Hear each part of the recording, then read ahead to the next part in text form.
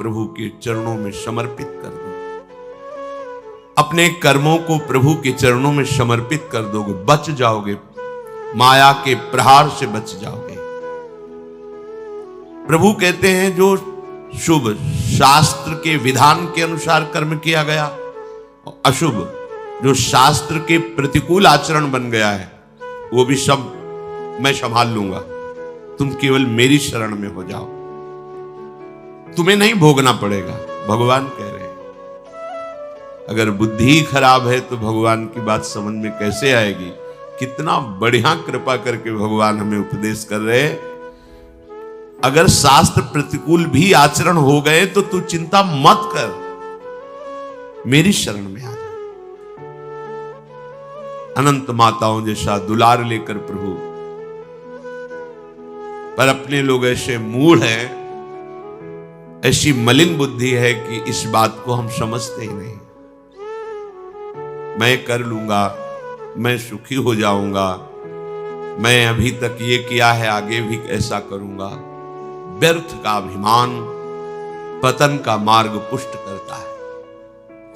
श्री भगवान कह रहे हैं संन्यास योग का तात्पर्य होता है भगवान के चरणों में समर्पण करना, अर्पण करना।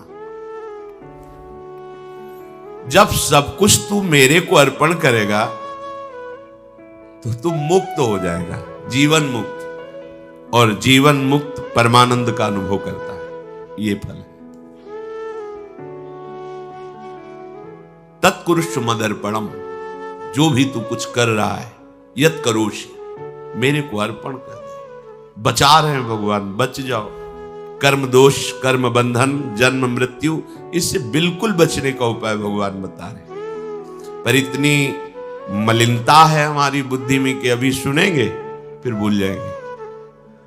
अर्पण करने की भावना ही नहीं बन पा रही। एक स्थिति आती है जिसमें अर्पण करने का भी भाव नहीं रह जाता, क्योंकि अर्पण करने वाला ही नहीं बचा, तो क्या अर्पण करें। वो एक स्थिति है, इसे बुद्धिवाद से लेकर के ना चले, नहीं तो स्थिति नहीं प्राप्त होगी, केवल बातें रहेंगी।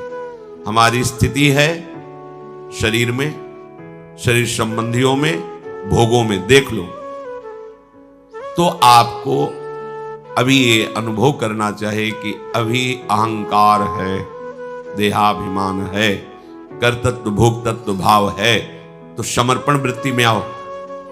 हर कर्म प्रभु को समर्पण करो, हर क्षण प्रभु को समर्पण करो, प्रभु के आश्रित हो जाओ। श्री भगवान कह रहे हैं हमारा सबके प्रति समभाव है। समोहम सर्वभूतेषु न मे द्वेष्योस्ति न प्रियः, ये भजन्तु माम भक्त्या मयि ते तेषु चाप्यहम्। बहुत अमृतमयी बात श्री भगवान कह रहे हैं। समोहम सर्वभूतेषु, मैं बराबर सब में विराजमान हूं, चाहे जड़ हो, चैतन्य हो, पापी हो, पुण्यात्मा हो, कोई भी हो। विद्या विनय संपन्ने ब्राह्मणे गविहस्तनी स्वनीचय सुपाके चा पंडिता समदर्शिना। जो भगवान का भजन करते हैं तो भगवान का प्रभाव स्वभाव उतरता है, वही उनका स्वभाव हो जाता है। जैसे भगवान समदर्शी, ऐसे भगवान का भक्त समदर्शी हो जाता है। निरपेक्षम मुनिम शांतम निर्वैरम समदर्शिना। यहां भगवान समोहम सर्वभूतेषु, स्थावर जंगम, पवित्र अपवित्र, देवता मनुष्य, कोई भी, सब में भगवान समान रूप से विराजमान है। न में द्वेष्योस्ति न प्रियः, मेरा कोई द्वेष का पात्र नहीं है और न मेरा कोई प्रिय है। ये भगवान का सिद्धांत है।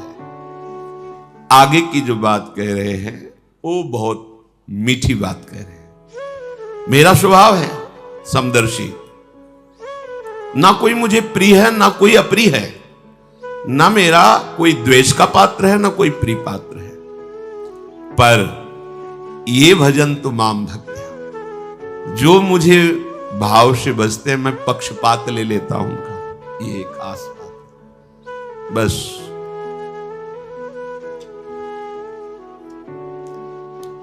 इसी बात से हम जीत गए।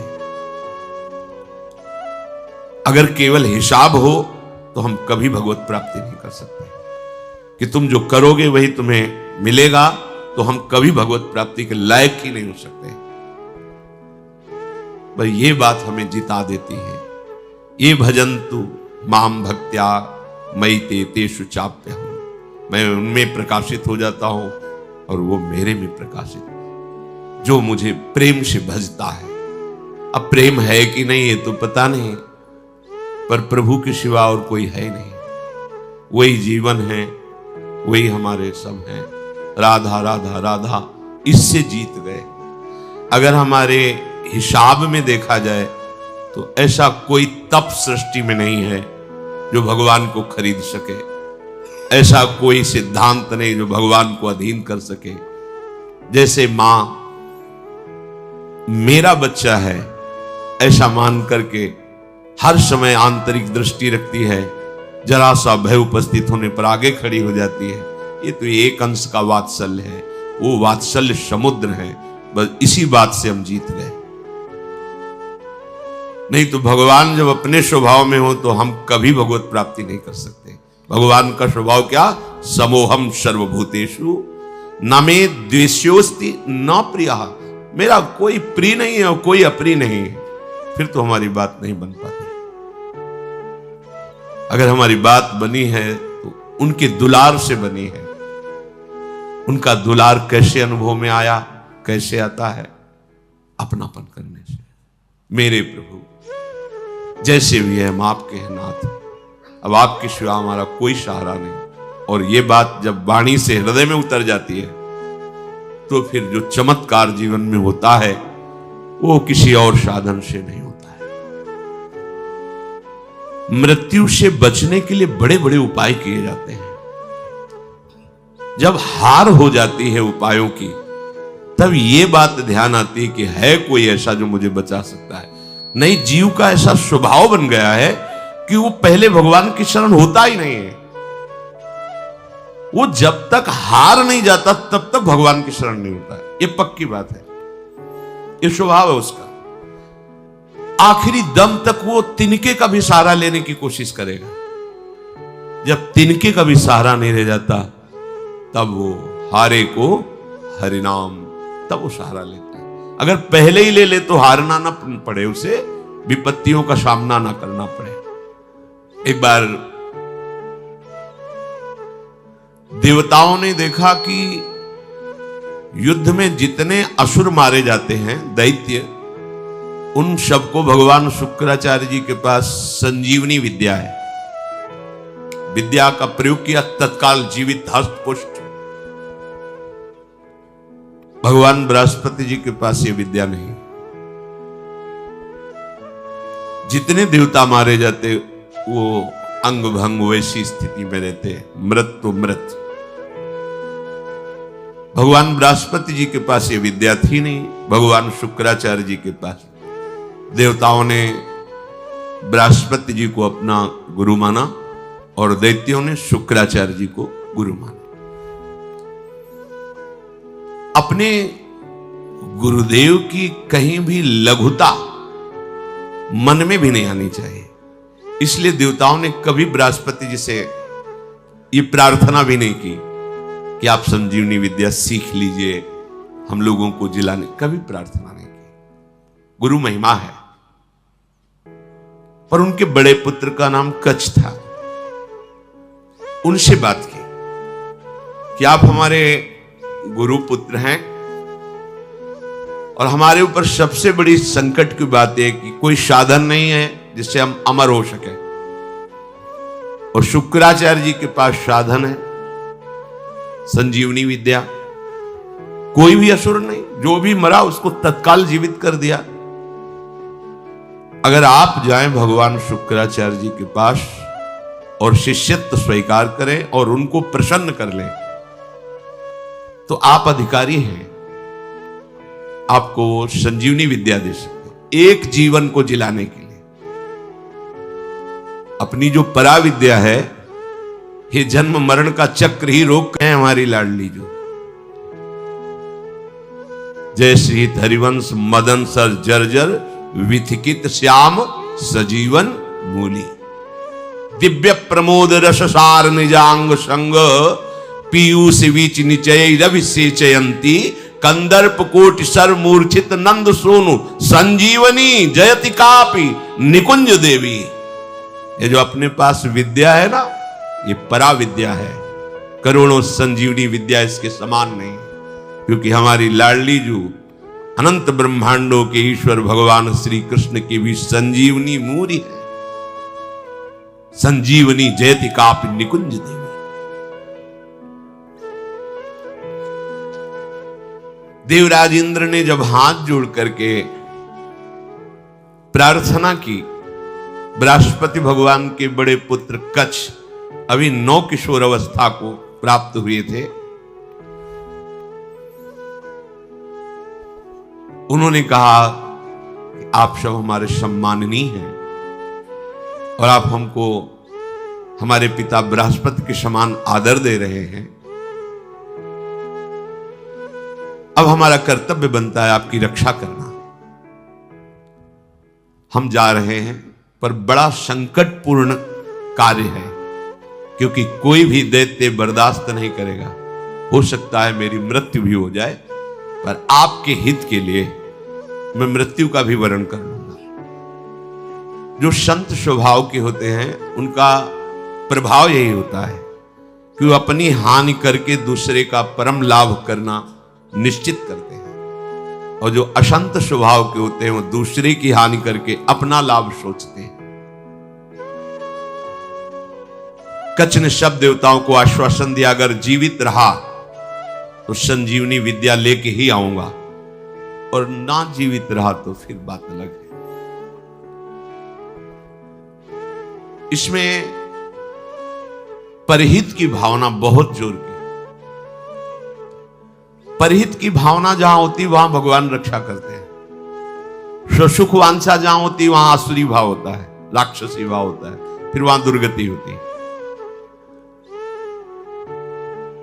श्री महान महिमा में भगवान के पिता होने का सौभाग्य जिन्हें प्राप्त हुआ दशरथ जी महाराज, उनको वो परम लाभ जो गीधराज जटायु को मिला नहीं। पंख कटे हुए रावण के अस्त्र से तड़प रहे, प्राण कंठ में है, बस चितवत राम चरण की रेखा।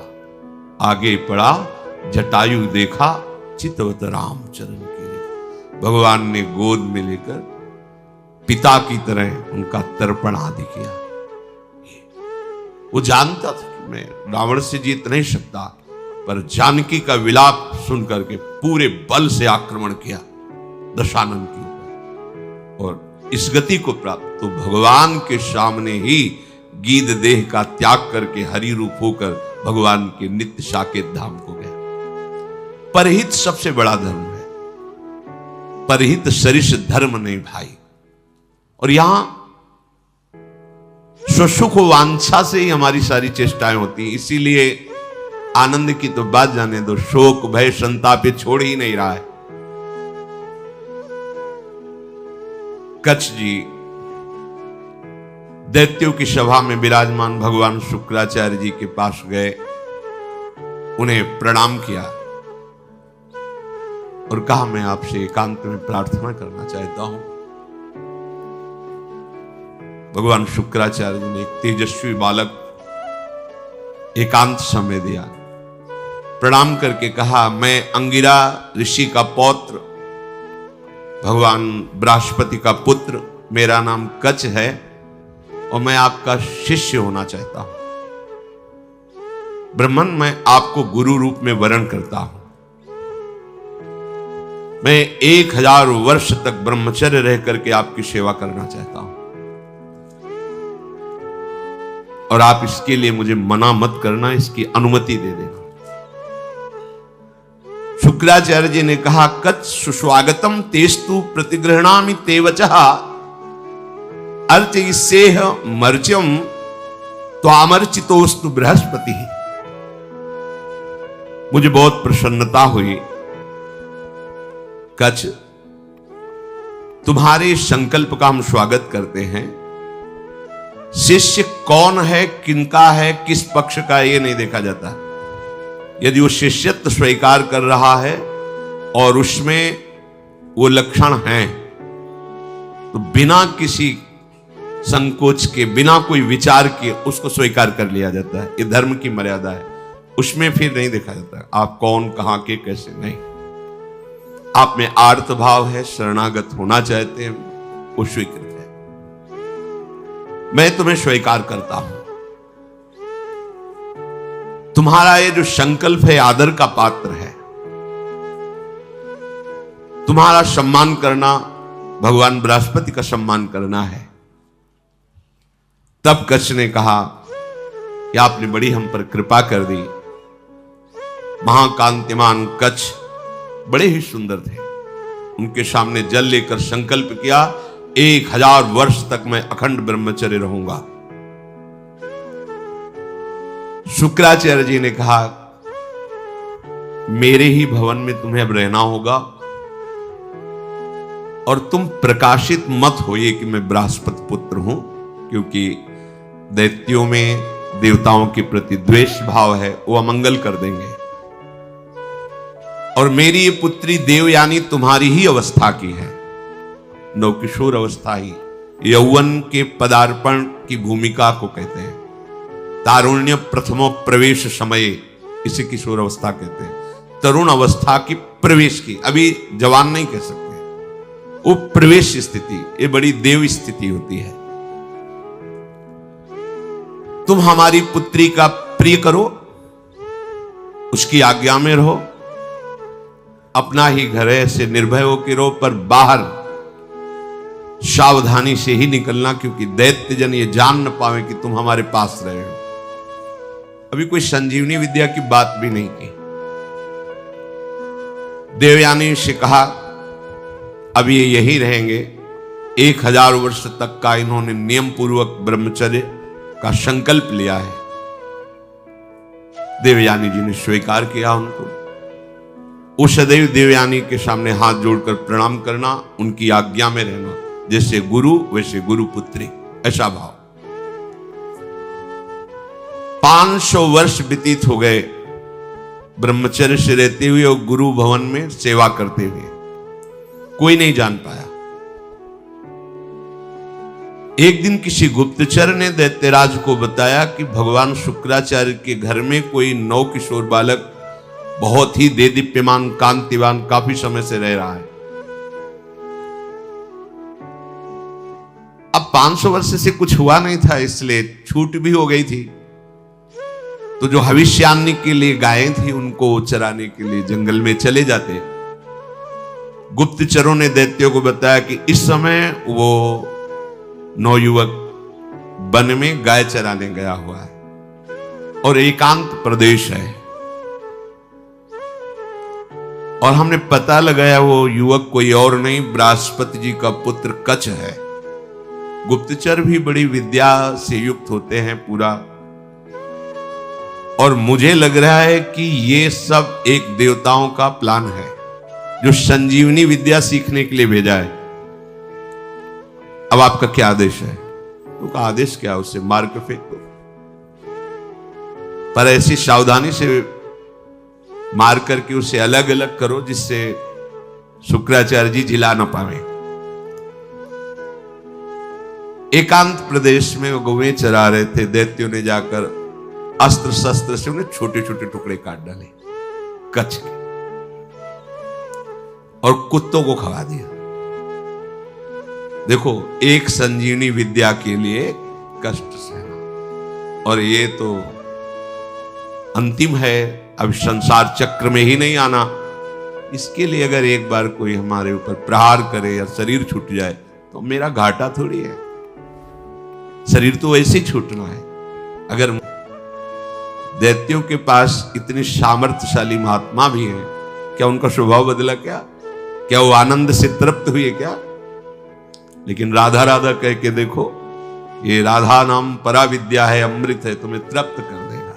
समस्त कामनाएं भस्म करके कर्म बंधन से मुक्त करके प्रेम में डुबोकर श्री जी के पास पहुंचा देगा। जहां न आना है न जाना है, जहां पाना तो खूब है, न गैस बनेगी, न मल बनेगा, न मूत्र बनेगा।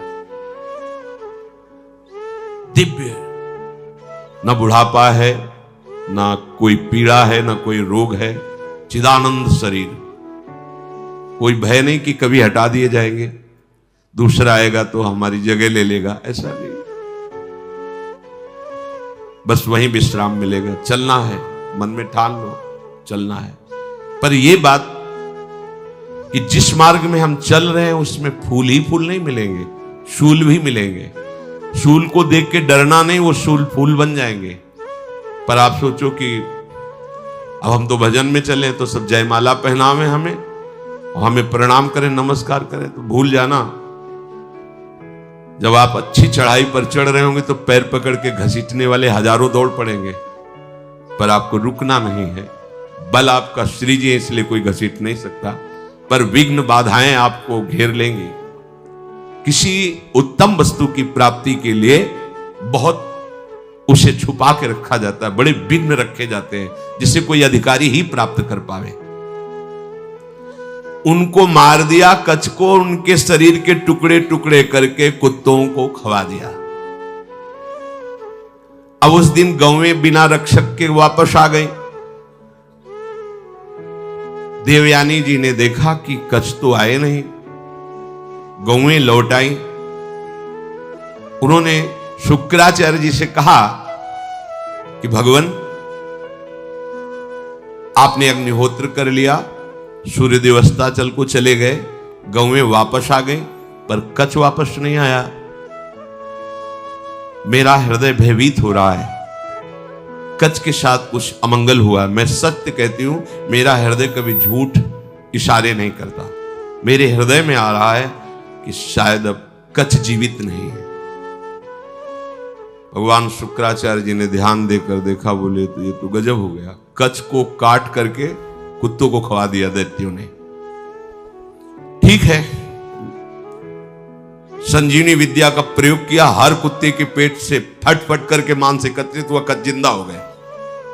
ये संजीवनी विद्या, विद्या का बड़ा प्रभाव होता है। इलवल और वातापी नाम के दैत्य थे ना, इसी विद्या को जानते थे, और उनको संतों से द्वेष था। जो आसुरी स्वभाव के होते, संत उनका भी मंगल करते, पर उनका द्वेष होता है, उनको सताने में अच्छा लगता है।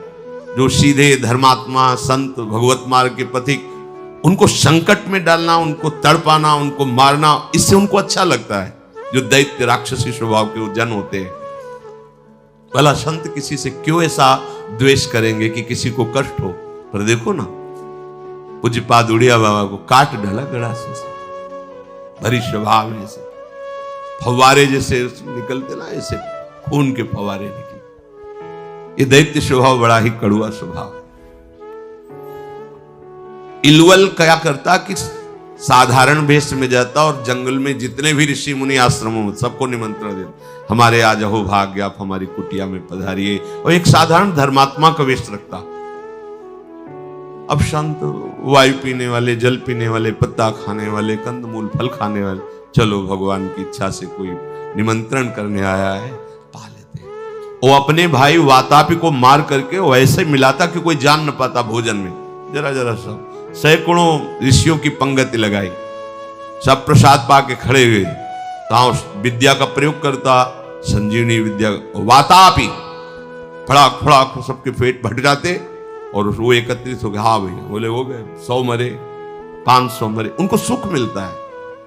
अब ऋषियों की संख्या कम होने लगी तो भगवान अगस्त्य जी से कहा, जो समुद्र को पी गए थे, कि ऋषियों पर बड़ा संकट है, वो अलग अलग भेष बदल कर आता है, निमंत्रण करता है, और अपने भाई को मार करके ऐसे मिला देता है कोई जान ही नहीं पाता, और जब ऋषि पा लेते हैं तो विद्या का प्रयोग करता है और सबको मार देता है, वो जीवित हो जाता है। वातापी बोले सब निमंत्रण स्वीकार करो। अगस्त्य जी बिना निमंत्रण के पहुंच गए, आगे बैठे, बोले भैया थोड़ा हम सबसे ज्यादा पाते हैं, तो पहली पंगत में मैं आगे बैठा हूं, पहले मैं पालूं फिर दूसरे को परोसा जाए। ऋषि तैयार हो ना? सब ऋषियों ने कहा हाँ। अगस्त जी का पहले मुझे परो। उसने वही प्रक्रिया की, अपने भाई वातापी को मार करे, पूरा चाट चाट के सब पा गए अगस्त जी। पाने के बाद आचमन किया, खड़े हुए तो उसने मंत्र संजीवनी विद्या पढ़ी और कहा वातापी, जे भी पुकारा तो अधो वायु ढर से निकाली, बोले गया तुम्हारा वातापी। अगस्त जी थे जो समुद्र को पी गए, समुद्र, अगाध समुद्र को पी गए। अधो वायु लिख बोले गया तुम्हारा वातापी। तुम साधारण सी सब पच गया, जितनी देर पाया उतने में हमारी जठराग्नि ने पचा करके हजम हो गया, खत्म तुम्हारा वातापी। कोई विद्या काम नहीं करती ब्रह्म विद्या के आगे, भगवत विद्या के आगे। भगवान बृहस्पति जी ने जो ही ध्यान किया, देखा कि वो तो कुत्तों के पेट में है, संजीवनी विद्या का प्रयोग किया, कुत्तों के पेट फटे और कच्छ जो है मनुष्य जुड़ के पूरा जीवित होकर सामने आ गया। देखते ही देवयानी ने पूछा लौटने में विलंब क्यों कर दिया? तो उन्होंने कहा कि देवी मैं समिधा कुश और काष्ठ गुरु सेवा के लिए ला रहा था, तो एक वृक्ष के नीचे रुका, गौएं भी हमारे साथ थी। वहां कुछ असुरों ने मुझे घेर लिया और पूछा तुम कौन हो? तो मैंने बता दिया मेरा नाम कच्छ, मैं बृहस्पति का पुत्र हूं और भगवान शुक्राचार्य हमारे गुरु हैं, उनकी सेवा के लिए इसमें सामग्री ले जा रहा हूं। तो उन्होंने मुझे मार दिया और मार करके कुत्तों को खवा दिया। मेरी स्मृति कभी भंग नहीं होती क्योंकि मैं अखंड ब्रह्मचारी हूं। ब्रह्मचर्य में बहुत बड़े सामर्थ्य है जिसका महत्व आज नहीं समझा जा रहा है। अगर आपका शरीर स्वस्थ है, किसी औषधियों का सेवन नहीं हो रहा है संसारिक, और आप ब्रह्मचारी हैं, एक बार श्लोक पढ़ लीजिए, वो पूरा टेप हो जाएगा। दोबारा कोई बात सुननी नहीं पड़ती, एक बात सुन लिया पूरा दिमाग में बैठ जाएगा। भारी से भारी मेहनत करने पर कभी थकावट नहीं होगी। 2-4 दिन नींद ना आवे तो आपको परेशानी नहीं होगी, क्योंकि बहुत शीतलता, बहुत धैर्य, गंभीरता, ये सब ब्रह्मचर्य प्रकट कर देता है, तभी उपासना परिपक्व होती है। अब ब्रह्मचर्य नहीं तो स्मरण ही नहीं है, ना प्रभु का स्मरण है, ना अपने लक्ष्य का स्मरण है। जिधर जो प्रवाह हुआ उसी में बहते डोल रहे हैं। शरीर इतने क्षीण हो रहे हैं वासना के कारण कि कुछ भी प्रकृति की मार झेलने लायक ही नहीं रह गए। देखो ब्रह्मचर्य का प्रभाव। कच्छ कह रहे मुझे पूरा स्मरण है, मेरी स्मृति कभी भंग नहीं होती। जब हमारे गुरुदेव ने संजीवनी विद्या का प्रयोग किया तो फिर मैं जीवित होकर तुम्हारे सामने उपस्थित हूं। कच्छ ने जब अपने मारे जाने की बात कही तो देवयानी बड़ी सावधान हो गई कि कच्छ को अब गाय चराने नहीं भेजना। दैत्यों को तो पता था कि हमने मारकर खवा दिया। अब तो एक दिन सेवा के लिए कुछ पुष्प की आवश्यकता हुई तो देवयानी ने कहा पास के ही जंगल से पुष्प ले आइए। दैत्य दूर से निगरानी रखते थे, उन्होंने देखा कच्छ तो जिंदा है, जाकर के सोचा कच्छ जिंदा है, बोले वापस फूल लेके न जाने पावे, अब की क्या करें?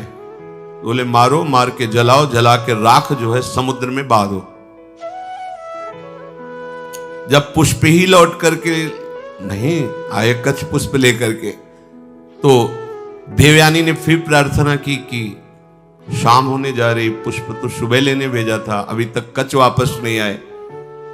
शुक्राचार्य जी ने कहा, ध्यान धर के देखा, बोले कच्छ को मार के जला के समुद्र के जल में प्रवाहित कर दिया, मतलब जल में मिला दिया।